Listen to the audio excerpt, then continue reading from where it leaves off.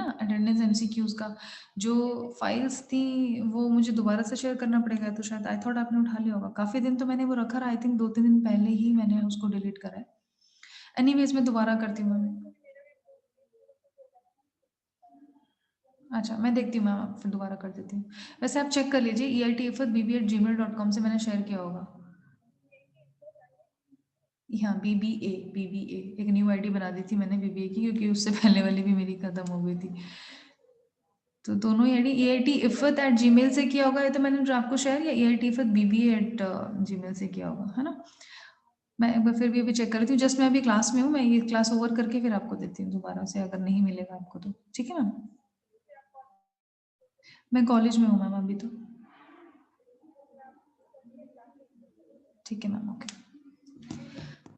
Hi students, can you hear me? Screen can also be visible. Yes, ma'am. Yes, you. ठीक है, तो हम लोगों ने लास्ट लेक्चर में भी आधा घंटे पहले यहीं से छोड़ा था। Comma we were discussing basically the punctuation science और दी पंक्चुएशन मार्क्स। इनको हम पंक्चुएशन जो बेसिकली हम पढ़ते हैं, these are all marks which we put while we write anything. हम कुछ भी लिखते हैं, कोई भी सेंटेंस कंप्लीट करने के बाद, तो ये कौन कौन से मार्क्स कब कब हम यूज करते हैं, ये सारे पंक्चुएशन मार्क्स होते हैं। तो हमने पहला रूल पढ़ लिया था कॉमा का, विच इज कि ये बेसिकली अगर हम बहुत सारे कोई वर्ड्स या आइटम्स लिख रहे हैं एक ही सेंटेंस में, उनको सेपरेट करने के लिए कॉमा कॉमा हम यूज करते हैं, ठीक है। किसी ने मुझे ये फर्स्ट एग्जाम्पल में ये नहीं बताया कि 5 फिश जो है वो 5 फिशेस एक गलती तो नहीं है। 5 fish is 5 fish correct? 5 fish लिखना ठीक है? No, ma'am, wrong है मैम। बताओ सही क्या है? 5 fishes, मैम 5 fishes होगा मैम। अच्छा ओके। और कौन सपोर्ट करता है संदीप को? कौन कौन आप में से ऐसा सोच रहा है कि संदीप सही बोल रहे हैं 5 फिशेस? अपना अपना ओपिनियन मैम दीजिए। आपकी voice I am saying Sandeep is saying कि 5 फिशेस होना चाहिए। तो संदीप ठीक है कि नहीं है, ये कितने लोग आप में से एग्री कर रहे हैं? Is Sandeep right while he says that it should be 5 fishes and not 5 fish? Yes. 5 fishes होना चाहिए मैम। ओके अनु, और कोई बताना चाहेगा?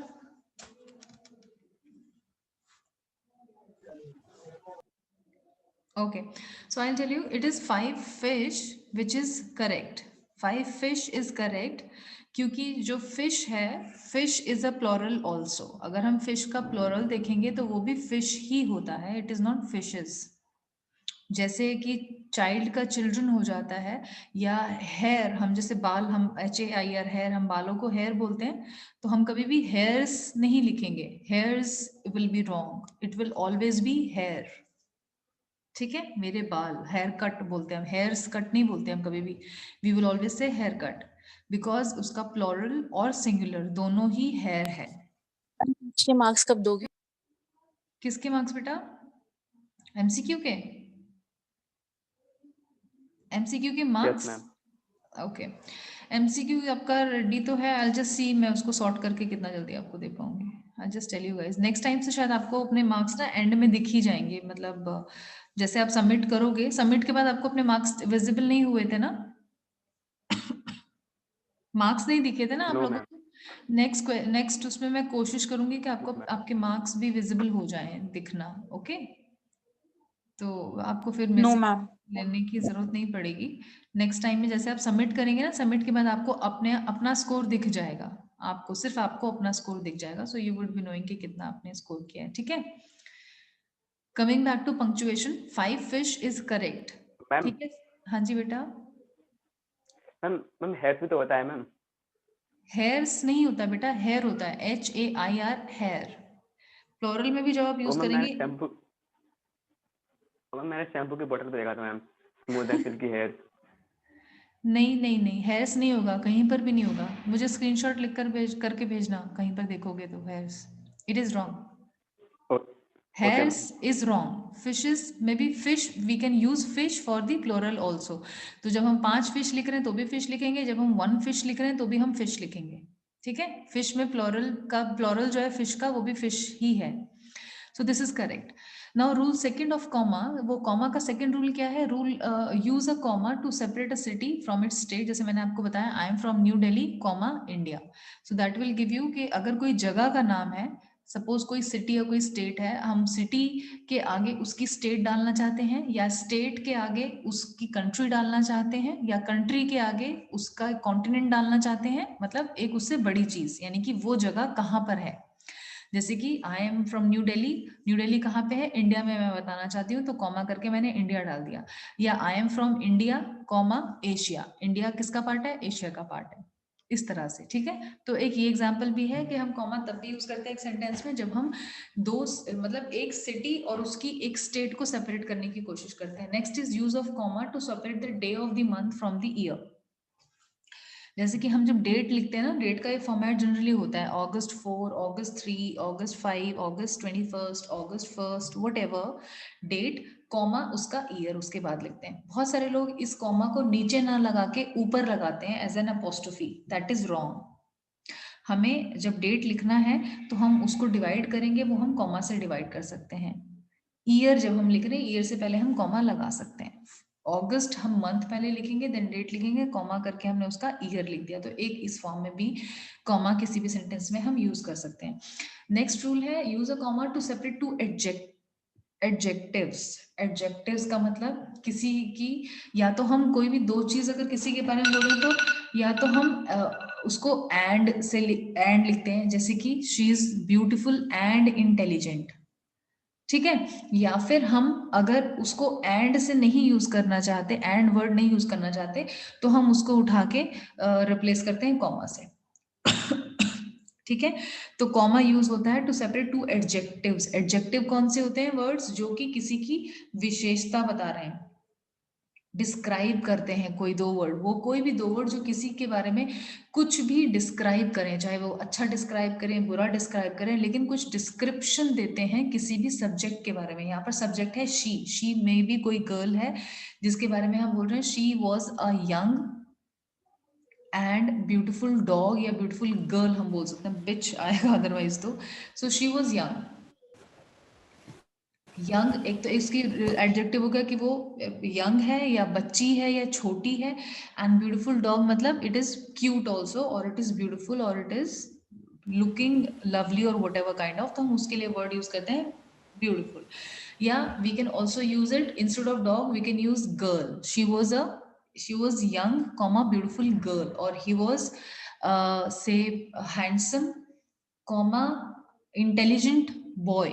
इस तरह से हम यूज कर सकते हैं कि हम कोई भी एक इंसान के बारे में या किसी भी एक चीज के बारे में, अगर एक ही चीज के बारे में मतलब हम दो चीजें उसकी स्पेशलिटी एडजेक्टिव मतलब हम डिस्क्राइब कर रहे हैं, तो उन दो वर्ड्स के बीच में भी कॉमा लगा सकते हैं. ठीक है. सो कॉमा की ये होता है.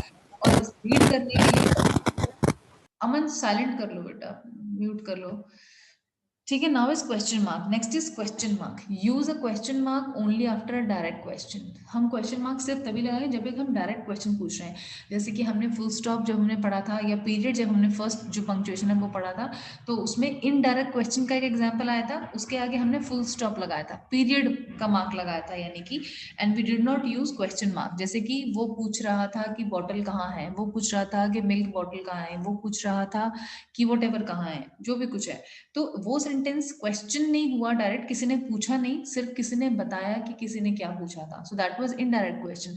लेकिन अगर कोई हमसे डायरेक्ट क्वेश्चन पूछ रहा है, डायरेक्ट क्वेश्चन पूछ रहा है, क्या कल आओगे, क्या कल जाओगे, या what do you want to eat, कहाँ पे हो, what is your name, where do you want to go, कुछ भी ऐसे वर्ड जो क्वेश्चन आपको सेंटेंस बता रहा है कि आपसे कुछ पूछा जा रहा है, उस वो एंड जरूर होगा क्वेश्चन मार्क पे, अदरवाइज वो सेंटेंस कंप्लीट नहीं हुआ. और आप उसके आगे सिर्फ पीरियड नहीं लगा सकते. मतलब ऐसा नहीं होगा. अगर जैसे एग्जांपल है, will you come over after school, क्या तुम स्कूल के बाद आओगे घर, मेरे घर आओगे, या कहीं पर भी जहां पर भी वो बुलाना चाहता है, वो क्वेश्चन उसने एक पूछा है. विल यू, क्या तुम आओगे, will you come over after school, तो ये क्वेश्चन पूछा जा रहा है. अगर इसके आगे क्वेश्चन मार्क नहीं लगाया, so then it is an incorrect sentence which is written incorrect manner, in an incorrect manner. तो वो हमें ये भी देखना है कि क्वेश्चन मार्क हमें कहाँ लगाना है. तो डायरेक्ट क्वेश्चन का मतलब होता है हमसे अगर कुछ क्वेश्चन डायरेक्ट पूछा गया है तो. क्लियर है? हमसे अगर कोई डायरेक्ट क्वेश्चन पूछा गया है तो नाउ एक्सक्लेमेशन पॉइंट क्या होता है? ये आपको दिख रहा है नीचे पॉइंट येलो कलर में, मस्टर्ड कलर में, जो हम Yes, लगाते हैं ऐसे yes. हम एक लंबा सा एक हम स्टिक जैसा डंडा जैसा लगाते हैं और उसके नीचे हम डॉट लगाते हैं, ठीक है? एक्सक्लेमेशन साइन होता है। तो ये इसका रूल क्या है? यूज द एक्सक्लेमेशन पॉइंट, इसको हम एक्सक्लेमेशन पॉइंट या एक्सक्लेमेशन साइन बोलते हैं, exclamation sign to show emphasis और एक्साइटमेंट। समटाइम्स ये जहाँ पर बहुत सीरियस बात हो रही होती है, कुछ ऐसा है, तो हम वहाँ पर बहुत ज़्यादा इसको नहीं यूज़ करते, और हम एक्साइटमेंट में या हम कोई चीज़ जहाँ पर जिसपे कि हम कुछ थोड़ा एम्फेसिस देना चाहते हैं, एम्फेसिस का मतलब थोड़ा जोर देकर कोई बात को हम शो करना चाहते हैं, उसके बाद हम यहाँ पर एक्सक्लेमेशन साइन लगा भी देते हैं। टाइम्स हम जहाँ बहुत बार ऐसे करते हैं, hi friends, how you, hi friends के बाद हमने एक्सक्लेमेशन साइन लगा दिया, यानी कि हम थोड़ा खुश हैं किसी से कुछ बात बताने में या कुछ करने में, और उस बात पर हम थोड़ा सा एम्फेसिस भी देना चाहते हैं, वहां पर हम एक्सक्लेमेशन साइन लगाते हैं, एक्सक्लेमेशन पॉइंट भी बोलते हैं हम इसको, ठीक है? समर इज इन 3 months, यानी कि हमें बोल रहे हैं कि गर्मी 3 महीने में आने वाली है, गर्मी 3 महीने में आ रही है, सो समर इज इन 3 months। या इसका मीनिंग हम ये निकाल सकते हैं कि कहीं पर किसी जगह पर ये बताया जा रहा है कि समर इज इन 3 months, यानी कि it is about to approach in 3 months, in upcoming 3 months आने वाली है। तो हम किसी भी चीज में अगर कुछ इम्फेसिस करना चाह रहे हैं, कुछ बताना चाह रहे हैं, जो कि it is on us that we really want to emphasis, का कोई रूल नहीं बना कि आप किस बात पर एम्फेसिस दोगे, किस बात पर एम्फेसिस नहीं दोगे। एक्सक्लेमेशन पॉइंट जो है वो जनरली एक पर्सन के ऊपर है कि वो अगर वो अपनी एक्साइटमेंट दिखाना चाह रहा है कि वो किसी बात को करने के लिए एक्साइटेड है या बताने में इंटरेस्टेड है, so then that person can use the sign as इसका कोई ऐसा रूल नहीं है कि मे बी किसी पॉइंट या किसी सेंटेंस को लिखने के लिए मैं शायद यूज करूं, आप शायद ना यूज करना चाहो, या आप यूज करना चाहो शायद मैं ना यूज करना चाहूँ उस पॉइंट का, इस पर्टिकुलर पॉइंट का, किसका? एक्सक्लेमेशन पॉइंट का। सो इट डिपेंड्स कि the person who is speaking और दैट सेंटेंस और who is writing that sentence, शायद वो अपनी एक्साइटमेंट जाहिर करना चाहता है उस पर्टिकुलर सेंटेंस को बोलते हुए या लिखते हुए। तो हमने बहुत बार बुक्स में भी ऐसा देखा होगा या न्यूज़पेपर में भी हमने कई बार ऐसा देखा होता है कि सेंटेंस के बाद में ये साइन लगा होता है। तो कोई ना कोई साइन अगर एंड में लगा हुआ है, इट डजंट मीन कि एक्सक्लेमेशन साइन आ गया तो फुल स्टॉप नहीं लगेगा, फुल स्टॉप इसके बाद फिर नहीं लगेगा, इट इज कंप्लीटेड, ठीक है? कोटेशन मार्क्स, इसको हम इन्वर्टेड कॉमा भी बोलते हैं। इन्वर्टेड कॉमा सुना होगा आप लोगों ने अपने स्कूल लैंग्वेज में, इन्वर्टेड कॉमा बोलते हैं, लेकिन इन्वर्टेड कॉमास को हम कोटेशन मार्क भी बोलते हैं। जनरली हम इन्वर्टेड कॉमा को basically we use the quotation marks to set off a direct quotation. What is your favourite, मतलब हम उस पर्टिकुलर चीज को हाईलाइट करना चाहते हैं, या तो ये तब होगा, मतलब इन्वर्टेड कॉमा या कोटेशन मार्क जिसको हम बोलते हैं, कोटेशन मार्क होता है, देखिए आप ये what is your favourite colour, इसके ऊपर 2 कॉमा है पहले शुरुआत में, और एंड होने के बाद भी 2 एंड में है, ऊपर है 2 साइन इधर है, 2 कॉमा इधर है और 2 कॉमा ऊपर है, and those are not the comma, क्योंकि कॉमा नीचे होता है, राइट? कोटेशन मार्क हमारे सेंटेंस में ऊपर होता है, before the beginning of the sentence at the end of the sentence. What is your favourite colour, question पूछ, चाहे तो क्वेश्चन हो या क्वेश्चन नहीं भी हो, तो एक पर्टिकुलर सेंटेंस पूरा नहीं हुआ अभी, और उसके उसमें से कुछ पार्ट है जो हम दिखाना चाहते हैं हाईलाइट करके, उसको हम इन्वर्टेड कॉमा में डाल देते हैं, ठीक है? जरूरी नहीं कि वो क्वेश्चन ही हो। अब यहाँ पर हमने जैसे दिखाया what is your favourite colour, तो वो क्वेश्चन पूछा जा रहा है, what is your favourite colour, she asked, किसी ने पूछा, तो मतलब उसने पूछा कि what is your favourite colour, तो पूछा तो वो तो हमने क्वेश्चन मार्क में दे दिया, लेकिन क्या पूछा हम उसको इन्वर्टेड कॉमा में दिखा रहे हैं, क्योंकि हम उसको हाईलाइट करना चाह रहे हैं। तो टोटल सेंटेंस जो खत्म हुआ वो आस्क्ड के बाद जो पीरियड का डॉट है उस तक क्वेश्चन एक पूरा सेंटेंस है ये। तो इसमें देखिए पंक्चुएशन मार्क कहाँ कहाँ आया इस सेंटेंस में, व्हाट से पहले आया कोटेशन मार्क, उसके बाद कलर के बाद आया क्वेश्चन मार्क, फिर क्वेश्चन मार्क के बाद आया फिर से कोटेशन मार्क को कंप्लीट करना या क्लोज करना, उसके बाद आस्क्ड के बाद आया हमारा पीरियड का मार्क। कितने सारे पंक्चुएशन इस सेंटेंस में है, इनमें से कुछ भी मिसिंग होगा तो sentence would be incorrect. Grammatically incorrect हो जाएगा वो सेंटेंस, ठीक है। सो इन्वर्टेड कॉमा हमने बिगिन किया, what is your favourite colour question mark करके हमने इन्वर्टेड कॉमा को क्लोज किया। ये हमें ध्यान रखना है कि इन्वर्टेड कॉमा में ही हमको क्वेश्चन मार्क भी डालना है, या अगर हम कोई क्वेश्चन मार्क का क्वेश्चन नहीं है मतलब, तो हम सिंपली डॉट डाल देंगे, या जो पीरियड है बेसिकली हम वो मार्क डाल देंगे, फुल स्टॉप का जो होता है वो डालने के बाद हम इन्वर्टेड कॉमा क्लोज करेंगे, ठीक है। सेकेंड रूल है, periods and commas always go inside quotation mark. Sorry, जैसे मैंने अभी आपको बताया कि पीरियड का मार्क है डॉट, हमें डॉट लगाना है, फुल स्टॉप लगाना है, क्वेश्चन मार्क लगाना है, कॉमा लगाना है, कुछ भी लगाना है, वो इन्वर्टेड कॉमा के अंदर ही जाएगा, क्योंकि वो जो कोटेशन मार्क हम डाल रहे हैं, कोटेशन मार्क के अंदर हमने पूरा सेंटेंस एक कंप्लीट किया, और उसके साथ जो जो पंक्चुएशन और भी रिक्वायर्ड थी वो हमने कंप्लीट की। जैसे कि अभी आई डोंट, जैसे कि हम ऊपर वाले सेंटेंस में देखेंगे तो क्वेश्चन मार्क्स तक वो सेंटेंस कंप्लीट नहीं हो रहा, क्योंकि what is your favourite colour question है, तो क्वेश्चन मार्क लगाया, उसके बाद हमने इन्वर्टेड कॉमा को क्लोज कराया, उसके बाद हमने इन्वर्टेड कॉमा या फिर कोटेशन मार्क जिसको हम बोल रहे हैं वो हमने क्लोज किया है, ठीक है। और ये भी हमें ध्यान रखना है कि कोटेशन मार्क जब हमने स्टार्ट कर दिया तो उसको क्लोज जरूर करना है। ऐसा नहीं हो सकता कि आपने व्हाट के ऊपर तो लगा दिया, इधर स्टार्ट तो कर दिया कोटेशन मार्क, लेकिन वहां पे कलर के बाद क्वेश्चन मार्क के बाद जो हमने लगाया है उसको आपने क्लोज करना भूल गए। ऐसा नहीं होना चाहिए, मतलब कोटेशन मार्क जो है ये दोनों एक साथ आएंगे ही आएंगे। ऐसा नहीं है कि एक जगह आपने लगा दिया और दूसरा आपने बताया ही नहीं कि कहाँ तक आप हाईलाइट करना चाहते हैं वर्ड्स को, एक वर्ड को हाईलाइट करना चाहते हैं या पूरे एक सेंटेंस को हाईलाइट करना चाहते हैं, तो जब हमारा कोटेशन मार्क ओपन हो गया है तो क्लोज जरूर होगा ये दूसरी जगह उसी सेंटेंस में कहीं ना कहीं जाके, ठीक है। ये ध्यान रखना है हमको। और जो भी हम अगर क्वेश्चन पूछ रहे हैं, क्वेश्चन का कोई सेंटेंस है जिसको हम हाईलाइट करना चाह रहे हैं और हम इसको रखना चाह रहे हैं कोटेशन मार्क में, तो हम क्वेश्चन मार्क के बाद बंद करेंगे। अगर वो क्वेश्चन नहीं है, सिंपल एक सेंटेंस है और हमने उसको क्लोज कर दिया है बाय पीरियड साइन, यानी कि फुल स्टॉप साइन लगा के, तो पीरियड साइन के बाद कॉमा, इन्वर्टेड कॉमा जो है ये कोटेशन मार्क ही कंप्लीट होगा। ये ध्यान रखना है हमें कि जो भी चीजें हमारे पास क्वेश्चन जो दूसरे पंक्चुएशन मार्क्स हैं वो हम जो है पहले ही लगाएं और उसके बाद हम अपना कोटेशन मार्क को क्लोज कर रहे हैं। क्लोज हम पंक्चुएशन मार्क के बाद कर रहे हैं। जैसे कि सेकंड वाला एग्जांपल जो आप देख रहे हैं, I don't want to go to school today. अब कोई ये बोल रहा है, बात बता रहा है, I don't want to go to school today, मतलब मैं स्कूल नहीं जाना चाहता हूँ या चाहती हूँ, कॉमा एलन सेड, एलन ने कहा। एलन ने कहा, क्या कहा, वो जो पूरी बात है वो हमने हाईलाइट कर दी, लेकिन क्वेश्चन मार्क हमने फुल स्टॉप नहीं लगाया क्योंकि फुल स्टॉप हुआ ही नहीं, पूरा सेंटेंस नहीं हुआ तो फुल स्टॉप नहीं लगाएंगे। एलन सेड भी हमको सेम ही सेंटेंस में रखना है तो हमने कॉमा लगा दिया, ठीक है। और उस कॉमा को भी अपने कोटेशन मार्क के अंदर लेना है हमने। आप देखिए टुडे के बाद जो कॉमा लगा है उस कॉमा को भी हमने अंदर लिया है कोटेशन मार्क के। क्लियर है? ये बहुत छोटी छोटी माइन्यूट सी चीजें हैं जो हम लिखते वक्त उतना ज्यादा ध्यान नहीं लगाते, इतना ज्यादा ध्यान नहीं लगाते। इस वर्ड में आप देखिए डोंट जो हम यूज कर रहे हैं, एन के ऊपर जो कॉमा लगा है वो भी एक दूसरा पंक्चुएशन मार्क है, लेकिन हमने अभी पढ़ा नहीं है तो मैं उस पर अभी आऊंगी। इसको अपोस्ट्रोफी कहते हैं, अपोस्ट्रोफी, इस कॉमा को कहते हैं अपोस्ट्रोफी, जो सिंगल है किसी वर्ड के अंडर ही लगा हुआ है, वर्ड के अंदर अंदर लगा हुआ है, और दो वर्ड को शॉर्ट करके जब हम लिखते हैं तब हम इसको ऐसा कर देते हैं। डोंट का मतलब होता है do not, I do not want to go to school, तो डू नॉट ना लिख के हमने डोंट कर दिया, नॉट को शॉर्ट करके अपोस्ट्रोफी टी लिख दिया, एन ओ टी नहीं लिखा और डोंट एक वर्ड बना दिया।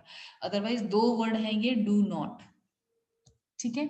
कोलन, कोलन होता है दो डॉट का साइन, जो अभी हमने पहली क्लास में भी डिस्कस किया था। दो दो साइन, जैसे कि हम रूल के बाद देख रहे हैं, हर रूल के बाद लिखा आ रहा है दो डॉट, ये वही कॉलन है, दो डॉट। हम रूल लिख रहे हैं, रूल क्या है, जो उसको जो डिस्क्राइब करेगा आगे इसकी एक्सप्लेनेशन, यानी कि हमने कोई वर्ड लिखा और उसके आगे अगर हमने कोलन लगाया है, कोलन साइन लगाया है, कोलन इज डबल डॉट, इस तरह से ऊपर नीचे करके, का मतलब यह है कि अब जो हम लिखने वाले हैं आगे, वो इस जो से कोलन से पहले हमने लिखा है वर्ड उसके बारे में ही कुछ है। क्लियर है? समझ आ रहा है कोलन का रूल? Okay Yes, ma'am. कि रूल हमने लिखा, अब रूल क्या है वो हम कोलन के बाद लिख रहे हैं. Use the colon after a complete sentence to introduce a list of items. जैसे कि एग्जाम्पल, रूल या जो भी हम लिख रहे हैं उसके आगे हम उसको इंट्रोड्यूस करेंगे, उस वर्ड को और ज्यादा इंट्रोड्यूस करेंगे. ठीक है. Example, on my trip I will bring. जैसे कि मैं अपनी ट्रिप पे क्या क्या लाऊंगी, आई विल ब्रिंग क्या लाऊंगी मैं, यानी कि जो मैंने अभी कॉलन से पहले की चीज लिखी है, चाहे वो एक वर्ड है या वो एक सेंटेंस है, इसके बारे में और उससे रिलेटेड मैं आगे लिखने वाली हूँ. क्लियर है. कॉलन के बाद क्या लाना है, आई will bring clothes, comma pillow, sleeping bag. या अगर ये कॉमा कॉमा वाले बहुत सारे लिस्ट नहीं भी आ रहा तो हमें कुछ इसके ही बारे में आगे लिखना है तो भी हम ऐसे ही यूज करेंगे, जैसे कि हम अभी तक यूज करते आए हैं हर रूल में. हर पंक्चुएशन मार्क में हम रूल, सबसे ऊपर रूल लिख रहे हैं और रूल के आगे कॉलन लगा के हम उसके बारे में लिख रहे हैं. या एग्जाम्पल, हमने एग्जाम्पल के आगे भी कोलन लगाया है, यानी कि अब हम जो आगे लिख रहे हैं कोलन के आगे वो हम एग्जाम्पल बता के लिख रहे हैं. ठीक है. तो रूल बताया, रूल लिखा, अब रूल क्या है वो हम कोलन के आगे लिखेंगे. एग्जाम्पल लिखा, एग्जाम्पल क्या है अब हम वो कोलन के आगे लिखेंगे. ठीक है. On my trip I will bring whatever, ये आप पढ़ सकते हैं अपने आप. नेक्स्ट रूल है कोलन का, use the colon after the greeting of the person's name in a business letter. यानी कि हम कोलन का तब भी यूज करते हैं जब हम किसी पर्सन का नाम लेते हैं किसी भी बिजनेस लेटर में. अगर हम कुछ लिख रहे हैं, फॉर एग्जाम्पल हम गुड मॉर्निंग या डियर वट एवर, जो भी हम ग्रीटिंग्स लिख रहे हैं किसी भी पर्सन के नेम, तो उसके आगे भी हम कोलन लगाएंगे. ठीक है. Use the colon after the greeting of the person's name in a business letter. Business letter सिर्फ बिजनेस लेटर में होगा ऐसा, और कहीं नहीं होगा बेटा. जब हम नॉर्मली बोल रहे हैं गुड मॉर्निंग सर, उसके बाद आप नहीं लगाएंगे colon. But whenever we are writing any business letter जिसमें कि हम स्टार्ट कर रहे हैं उसके नाम से, यानी कि कोलन का मतलब है अब हम आपको एड्रेस करने के बाद कुछ बोलना चाह रहे हैं. यानी कि डियर मिस्टर स्मिथ, कोलन लगाया, अब हम मिस्टर स्मिथ से कुछ बात करना चाह रहे हैं, वो कुछ भी हो सकती है. क्लियर है. So that is basically the example of colon कि हम इसको दो तरह से यूज कर सकते हैं. वन इज कि हम, अगर हमने यूज किया इसको इस फॉर्म में कि हम उसके आगे कुछ लिखना चाह रहे हैं उसी के बारे में, so this is one. And the other rule is कि अगर हम, वो है बिजनेस लेटर में, कि हम बिजनेस लेटर में किसी के बारे में कुछ लिखना चाह रहे हैं तो हम उसके नाम के आगे ग्रीटिंग के बारे, बाद में हम उसको कुछ भी एक्सप्लेन करेंगे अगर, तो वो हम उसके नाम के आगे कर डाल सकते हैं. ठीक है. तो कोलन के दो रूल्स हो गए. हर पंक्चुएशन मार्क का या तो एक रूल है या दो रूल हैं, तीन चार भी हैं, किसी में हमने पढ़े थे जैसे एग्जाम्पल्स अलग अलग रूल के. कोलन के दो हो गए. क्लियर है. किसी को अभी तक कुछ क्वेश्चन है यहाँ तक? इससे ऊपर के जो भी पंक्चुएशन मार्क्स या जो भी हमने पंक्चुएशन साइंस पढ़े हैं उसमें कुछ क्वेश्चन है, कुछ और एग्जाम्पल लेना या देना चाहते हो आप, कुछ और पूछना चाहते हो तो बताओ. क्लियर है सबको इसका मतलब? So we should move Yes, ma'am. next. Okay.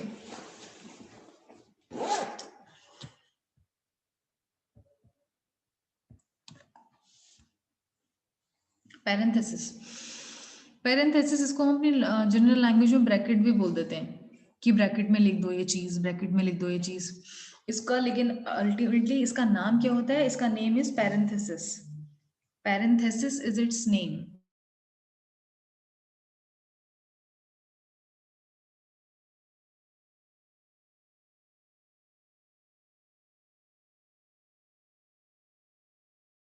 Give me just 1 minute, guys. Hold on, okay?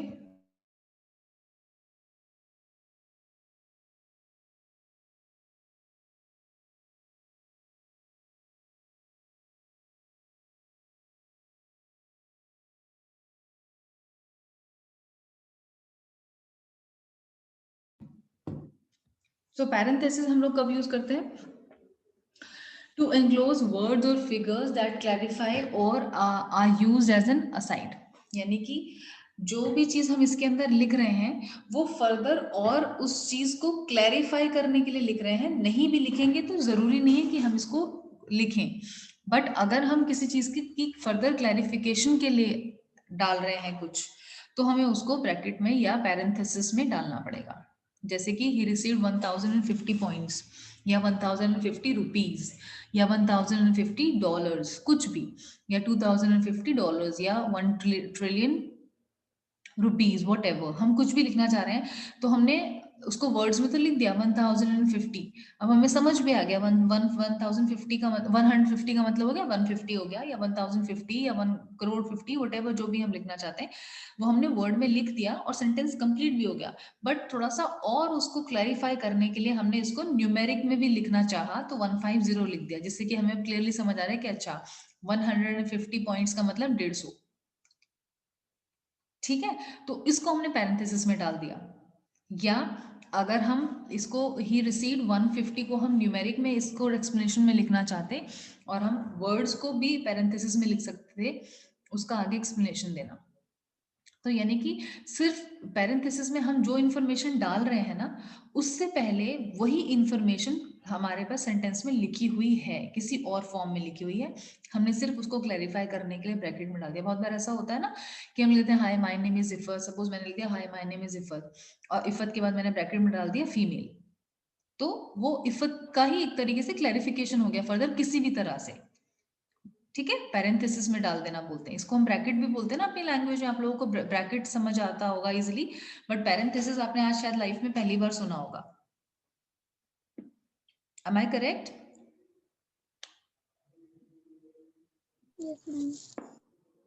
Yes, ma'am. Okay, so parenthesis basically we call it to this sign when we put anything which is related to the clarification of the previous thing we have mentioned in any sentence। हम कुछ भी लिख चुके हैं already sentence में और उसको और ज्यादा क्लैरिफाई करने के लिए अगर हम किसी और फॉर्म में उसको लिखना चाहते हैं या फॉर्म में ना भी लिखना चाहें, उसी चीज के बारे में और ज्यादा किसी भी तरह की क्लैरिटी देना चाहते हैं तो हम पैरेंथेसिस के अंदर डाल के वो लिख देते हैं और उसके बाद का सेंटेंस वैसे ही कंटिन्यू होगा। तो पैरेंथेसिस में जो भी इंफॉर्मेशन है वो सिर्फ क्लैरिटी के लिए है, इसका सेंटेंस से अदरवाइज कोई लेना देना नहीं है। जैसे कि he received 150 points on his math project, यानी कि वो सेंटेंस आगे कंटिन्यू, पॉइंट्स के बाद ऑन से सेंटेंस कंटिन्यू हो गया है और प्रोजेक्ट के बाद वो क्योंकि सेंटेंस कंप्लीट हो गया है तो हमने पीरियड का साइन लगा दिया है which is a full stop. Clear है? पैरेंथेसिस क्लियर है? हम कब यूज करते हैं? नाउ आ गया अपोस्ट्रोफी। जैसे अभी मैंने डोंट और डू नॉट आपको बताया था, उसमें डोंट में जो हमने कॉमा लगाया किसी वर्ड के बीच में अगर हम कोई कॉमा ऊपर लगाते हैं उसको हम कहते हैं अपोस्ट्रोफी। अपोस्ट्रोफी बोलकर दिखाइए आप में से कोई एक, इसको क्या बोलते हैं? Apostrophe. Apostrophe. Great, thank you Anu. So apostrophe हमको लगाता है, इसका क्या रूल है? Use the apostrophe when combining two words. जब हम दो वर्ड को पूरा डिटेल में पूरा नहीं बोलना चाहते, जैसे डू नॉट या है ना कुछ भी एक ऐसा वर्ड जो हम दो वर्ड्स को कंबाइन करके एक ही वर्ड रखना चाहते हैं, should not, could not, do not, does not, can not, could not, she is, she was, ठीक है, इस तरह से कुछ भी होता है, शी हैज, वी हैड, कुछ भी ऐसे दो वर्ड्स हैं जिनको हम कंबाइन करके एक वर्ड बनाना चाहते हैं तो हम अपोस्ट्रोफी, एक हमारा पंक्चुएशन मार्क है जो नीचे आप देखिए यहाँ पे कॉमा ब्लू में मैंने बनाया है, और ये हम किसी भी वर्ड के ऊपर लगा के दो वर्ड्स को एक वर्ड बना के यूज करते हैं। ठीक है, it is always placed in the spot where the letter has been removed. जहां से लेटर हमने सपोज शी इज लिखना चाह रहे हैं हम, तो शी इज में हमने मिस क्या किया? आई मिस किया, आई। हम उन दो वर्ड्स को पहली चीज तो कंबाइन कर देंगे, दो वर्ड को एक वर्ड बनाकर लिखेंगे यानी कि शी इज लिखेंगे, और आई को हटा रहे हैं तो शीज लिख रहे हैं हम, तो आई की जगह पे अपोस्ट्रोफी लगाएंगे। क्लियर है? आई की जगह पे अपोस्ट्रोफी लगाएंगे हम। Yes, ma'am. Okay, so she is only allowed candy on Friday, यानी कि उसको सिर्फ कैंडी खाना अलाउड है, फ्राइडे को खा सकती है, every day she can not have it. She is allowed, she is only allowed. She has, इसको हम एट टाइम्स शी हैज भी पढ़ेंगे, शी हैज के लिए भी वो यही हम लिखेंगे, शी इज, शी हैज, ठीक है, but we have to understand that where we want to say it she is और we are using she has, वो हम टेंस ऑफ द सेंटेंस से समझेंगे, उसके लिए भी अपोस्ट्रोफी लगा के हम सेम ही लिखेंगे। दूसरा है use the apostrophe to show possession, place apostrophe before the S, यानी कि जनरल रूल जो कहता है अपोस्ट्रोफी का वो ये कहता है कि अगर हमने किसी के नेम के आगे लगा के एस लिख दिया है ना, उसका मीनिंग हो जाता है का, के, की, ये हिंदी में मीनिंग निकलता है। यानी कि इफर्ट्स, सपोज हम एक एग्जांपल लेते हैं, this is efforts bag, efforts bag, तो इसका मतलब हुआ कि ये इफत का बैग है, इफत का बैग है। Give me minute, I am just getting a call guys, just hold on, okay.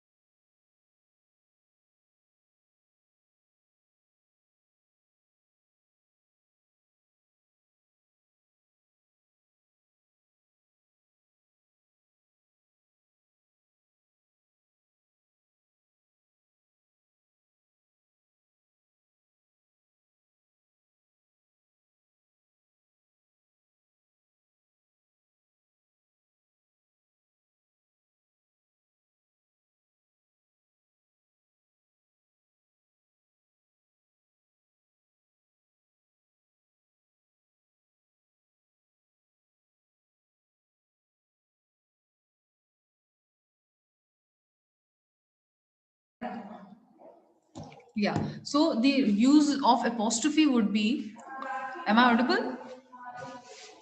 Yes, ma'am.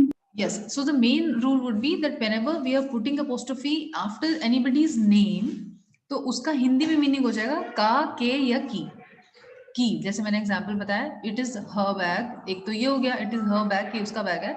अगर हम इसी चीज को बोलना चाहेंगे कि किसका बैग, नेम के आगे अगर हम अपॉस्ट्रोफी लगा के सेम सेंटेंस बनाएंगे, say suppose it is Adil's bag or it is Anshu's bag or it is Annu's bag or whatever, so apostrophe लगा के नेम के आगे हमने apostrophe लगा के s किया, तो उसका मीनिंग हो जाता है अपने आप ही का, के, की। हमें ऑफ लगाने की जरूरत नहीं है, ऑफ का भी मीनिंग हिंदी में का, के, की ही होता है, but generally when we are using apostrophe after anybody's name, तो उसका मीनिंग ये निकल जाता है। थैंक यू भैया। Thank you, ma'am. क्लियर है? तो apostrophe के there are two rules now, which is clear. I think apostrophe अगर नेम के आगे आ रहा है, so how, what is the meaning of that? Otherwise, जब हम किसी भी दो वर्ड को स्प्लिट करके एक स्प्लिटेड टू वर्ड्स को एक बनाते हैं और उसमें से कोई एक अल्फाबेट बीच में से रह भी जाता है जो हम नहीं लिखना चाहते हैं, जैसे डोंट मैंने आपको बताया था, तो DONOT है, डू नॉट जो हम लिख रहे हैं हम उसको एक साथ लिखेंगे और NOT के बाद जो O हमने हटाया उसकी जगह पे हम ये वाला अपॉस्ट्रोफी लगाएंगे। ऐसे ही शी इज को अगर हमने कंबाइन किया तो हम लिखते SHEIS, तो हमने I हटाया और उसकी जगह पे अपॉस्ट्रोफी लगाया। क्लियर है? Yes, ma'am. Apostrophe is clear, दोनों रूल समझ आ गए अपॉस्ट्रोफी के कि का, Yes, के, ma'am. की का मीनिंग कब हो जाता है, जब भी कभी किसी भी नाम के आगे लग रहा है तो यानी कि उस पर्सन का या की इसका मीनिंग निकलेगा। जैसे कि इसमें एग्जांपल दिया हुआ है, they found miss corners gloves, उनको मिले मिस कॉर्नर्स के ग्लव्स। ठीक है,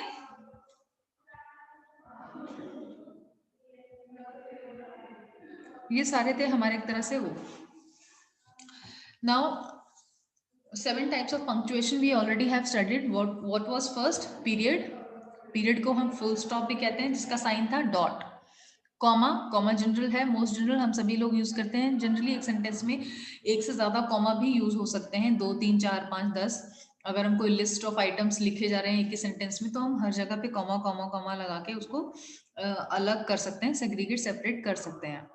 क्वेश्चन मार्क, हम एक डायरेक्ट क्वेश्चन अगर किसी से पूछा जा रहा है उसके बाद हम कोई मार्क लगाएंगे तभी वो क्वेश्चन कंप्लीट होगा, या वो sentence I would say complete होगा। जब तक वो क्वेश्चन मार्क नहीं लगेगा तो उसको एज अ क्वेश्चन ट्रीट नहीं किया जाएगा या पंक्चुएशन मार्क नहीं है उसका करेक्ट, तो वो पंक्चुएशन वाइज सेंटेंस ही इनकरेक्ट हो जाएगा। ओके, एक्सक्लेमेशन मार्क जैसे मैंने आपको बताया, एक छोटा सा डंडा और उसके नीचे एक जो पॉइंट आता है या डॉट आता है उसको हम एक्सक्लेमेशन पॉइंट बोलते हैं। Exclamation point we use generally when somebody wants to show any excitement about anything, तो वो एक्सक्लेमेशन पॉइंट लिख देता है उस पर्टिकुलर वर्ड के बाद या उस पर्टिकुलर कोई सेंटेंस के बाद भी लिख सकता है। और उस पर थोड़ा सा वो ज्यादा चाहता है कि जो रीडर है या राइटर है जो उसके जो वो चीज पढ़ रहा है सेंटेंस, वो उस एक्सक्लेमेशन पॉइंट के बाद ये भी समझ आता है कि person really wants to highlight this thing. Quotation mark हो गया हमारा इन्वर्टेड कॉमा वाला।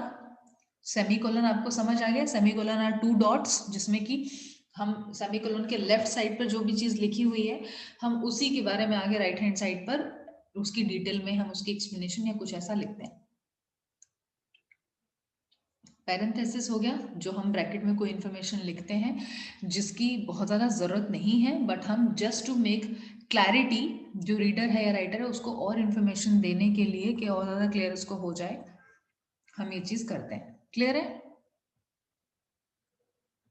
Yes, ma'am. प्रैक्टिस हम लोग नेक्स्ट क्लास में करेंगे।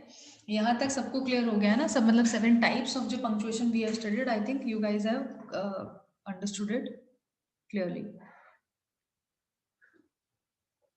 कुछ क्वेश्चन है इसमें तो बताइए।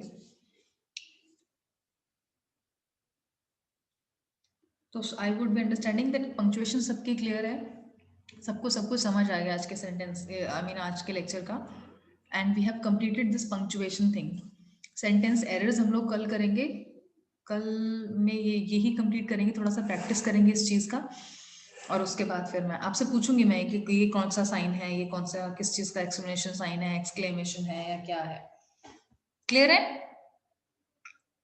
Yes, ma'am. ये 7 है। If you really want to Yes, click ma'am. Picture, आप ये पिक्चर क्लिक कर लीजिए, इसमें सारे types of punctuation are included in this.